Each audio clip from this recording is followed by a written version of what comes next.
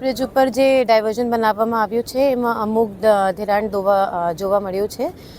અત્યારે નેશનલ હાઈવેવાળા જ્યારે રિપોર્ટ આપશે, ખરેખર સ્ટ્રક્ચરલ સ્ટેબિલિટી એનાલિસિસ પછી એમની જે રિપોર્ટ આપશે સ્ટ્રક્ચરલી સ્ટેબલ છે કે કેમ, પછી આપણે જોઈએ કે ડાયવર્ઝન ચાલુ રાખવાના છે કે બંધ કરવાના છે. ત્યાર સુધી આ ડાયવર્ઝન બંધ કરવામાં આવ્યું છે અને જે બીજા ડાયવર્ઝન જૂના છે એના મારફતે લોકો જઈ શકાય.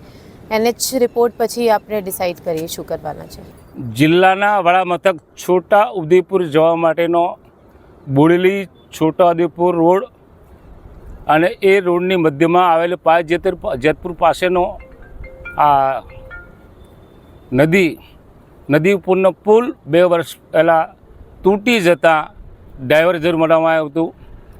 એ ડાયવર્ઝન પણ તૂટી ગયું અને ફરી પાછું આ વખતે નજીવા વરસાદ, વધારે વરસાદ નહીં કહી શકાય, નજીવા વરસાદમાં બાજુમાં બનાવેલું ડાયવર્ઝન ફરી પાછું તૂટી ગયું છે. આપણે બધા દેખીએ છીએ કયા પ્રકારની કામગીરી થઈ હશે.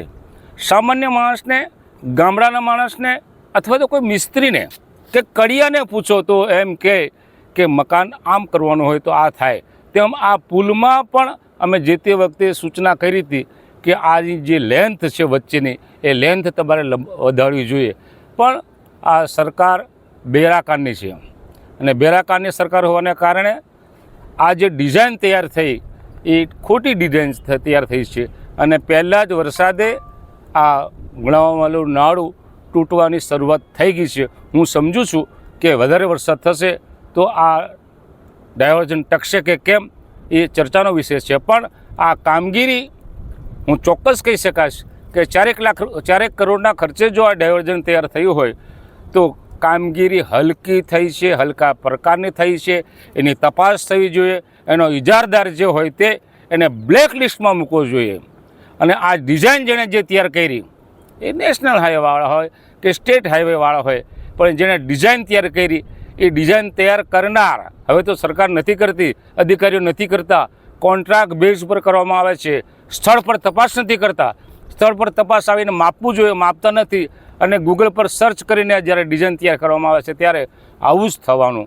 અને આ આપણે ઈચ્છીએ કે આ જે તૂટ્યું છે એ વધારે નહીં તૂટે અને પાવી જેતપુર, છોટાઉદેપુર, મધ્યપ્રદેશ તરફના જે વાહનો અહીંથી જાય છે એને અગવડતા ના પડે તે માટે તાત્કાલિક ધોરણે અહીંના જે એન્જિનિયરો હોય તે આમાં જે વધુ પડતું કામ કરવાનું થાય તે કરીને, સમારકામ કરીને, પોલીસનો સહકાર લઈને વનવે એક બાજુ વાહનો ચાલે ને એક બાજુ વાહનો બંધ, એ રીતના પણ ટ્રાફિક ચાલુ રાખવો જોઈએ. હું સમજું છું કે આ સરકારને ઉતાવળ હતી, કેટલીક જગ્યાએ ખાતમુહૂર્ત કરવાની પણ ઉતાવળ હતી. આ ઉતાવળને કારણે, આ ડાયવર્ઝન વહેલું શરૂ કરવાને કારણે એમની જે ખેવનાઓ હતી નામ કમાવાની રાજકીય રીતે, અમે રાજકીય રીતે નહોતા મૂલવતા, પણ ભારતીય જનતા પક્ષવાળા રાજકીય રીતે મૂલવણી કરીને ઉતાવળ કોન્ટ્રાક્ટર પાસે ઉતાવળ કરાવીને આ કામ કરાવ્યું છે અને એ અધકચરું કામ થયું છે એ આપણે જોઈ શકીએ છીએ. હું ચોક્કસ કહું કે આ કામની તપાસ થવી જોઈએ. તપાસ કરાવીને આ કામ કરનાર જે કોન્ટ્રાક્ટર હોય એ કોન્ટ્રાક્ટરને બ્લેક લિસ્ટમાં મૂકવો જોઈએ.